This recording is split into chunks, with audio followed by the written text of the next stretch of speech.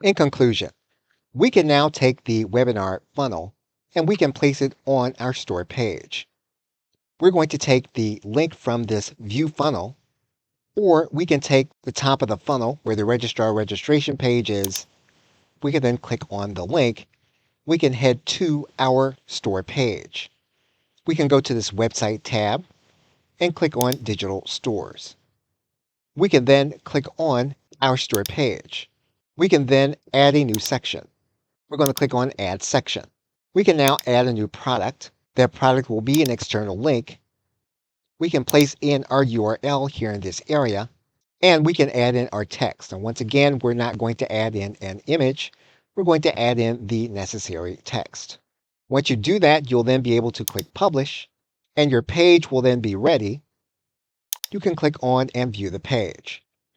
Now this page has not been customized or branded, and it's now that you want to think through how you want to fully brand and add to the page.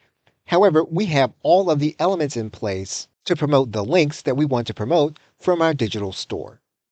Okay, so with that, thanks, and I will see you either in another video or in another course.